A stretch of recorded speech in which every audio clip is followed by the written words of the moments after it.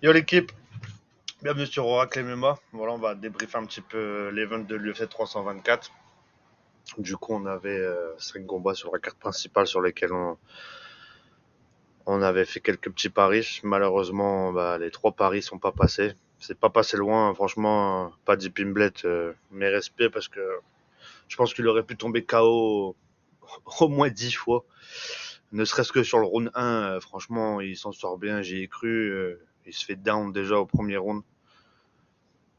Il termine défiguré. Franchement. En tout cas, il l'avait dit, hein, les mecs de Liverpool, apparemment, ils peuvent pas tomber KO.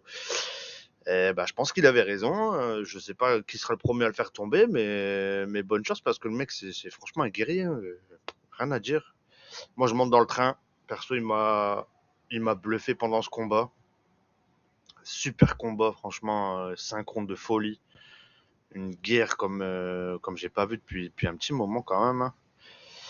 Donc voilà. Sinon, du côté des autres combats, on avait du coup Jean Silva contre Arnold Allen. Pour moi, Arnold Allen, il s'est fait voler, hein, clairement. Moi, j'ai 2-1 pour Arnold Allen. Alors ouais, on a toujours un Jean Silva qui fait le spectacle. Et, voilà quoi. Hein. Il s'est mis à surfer sur, sur le dos d'Allen au troisième round. Franchement, ça, c'est une dinguerie quand même. Tu fais ça. Je sais même pas si c'est autorisé d'ailleurs de monter sur le dos comme ça. Mais bon. On avait du coup Natalia Silva contre Rosna Mayunas. Moi, c'est pareil, là, de ce côté-là, j'ai Rose gagnante, 2-1. À la rigueur, on peut donner le troisième round à Natalia. On a le coin de Rose qui, clairement, affirme qu'ils sont à 2-0. Du coup, elle a levé un petit peu le pied et malheureusement, les juges n'étaient pas de cet avis. Donc, ouais, je pense que du côté de son coin, ils doivent bien s'en vouloir. À mon avis, ils feront plus les mêmes erreurs, en tout cas, je l'espère. Et ouais, ça reste une super combattante. Hein. Franchement, moi, je la voyais se faire détruire par Natalia et ça s'est pas du tout passé comme ça. Ensuite, on avait du coup Waldo Cortes Acosta contre Derrick Lewis. Derrick Lewis, je pense qu'il faut qu'il arrête. Hein. C'est toujours pareil, il attend le gros coup, le coup puissant qui peut coucher, quoi. Mais face à un mec comme Waldo qui bouge bien, qui jab, qui prend son temps, qui contre. D'ailleurs, Derrick Lewis qui se fait contrer par un jab, qui tombe. Moi, je pense qu'il en voulait clairement plus. Hein. Ça m'étonnerait que tu tombes sur un jab comme ça et tu te fais finir en ground and pound. Je pense que ça sent pas bon pour lui pour la suite. Mais ouais, pour Cortés Acosta, ça annonce du bon. Hein. Je pense qu'il va monter un petit peu dans la KT. On verra qui pourra prendre au prochain combat. Mais voilà, en tout cas, le pari, nous on avait mis du coup soit finish au round 1 ou round 2. Au Valdo, round 1, round 2, ça s'est passé, les deux. Mais bon. Ensuite, on avait Sean O'Malley contre Yadong Song. Song Yadong plutôt. Song Yadong, pareil, hein, très résistant. Sean O'Malley qui démarre doucement. Le premier round et le deuxième round, je sais pas. Je pense que effectivement, comme j'ai pu voir dans d'autres débriefs, Sean O'Malley c'est devenu un combattant de 5 rounds. Hein. Je pense que s'il y avait les championships round, donc round 4 et 5, à mon avis, il aurait terminé le combat. Déjà sur le troisième, il revient vachement fort.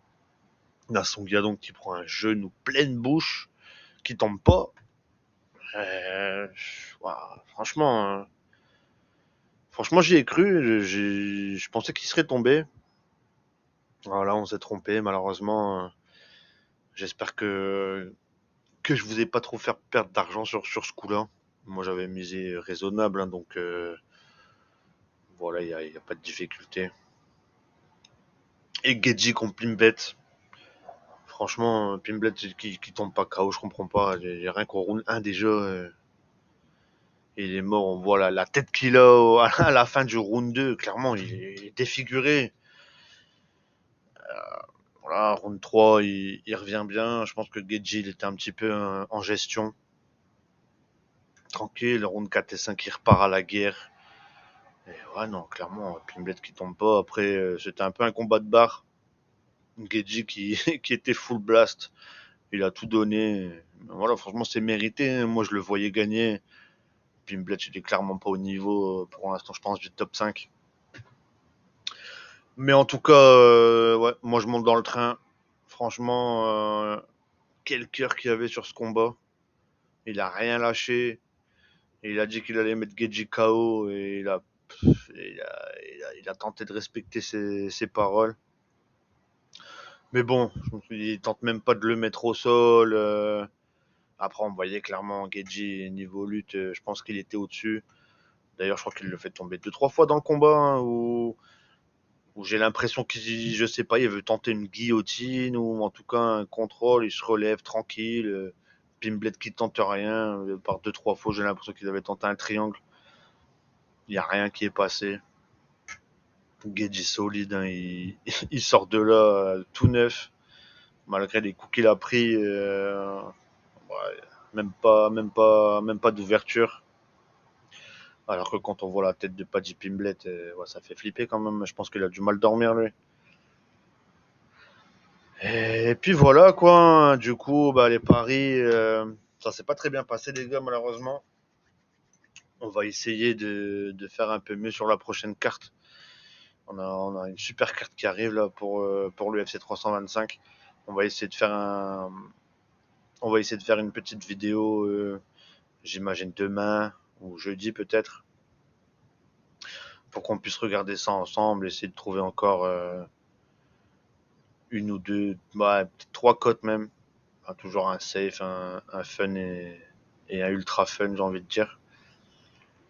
Et puis voilà quoi, dites-moi les gars, ah bah vous voyez ma tête. Ah, voilà, je pense que j'essaye d'améliorer un petit peu les vidéos au fur et à mesure. Là, c'est ma deuxième vidéo. J'essaie de faire un petit peu de montage, etc. Voilà, j'espère que ça vous plaît les gars, et donner de la force en tout cas. Moi ça m'a fait plaisir.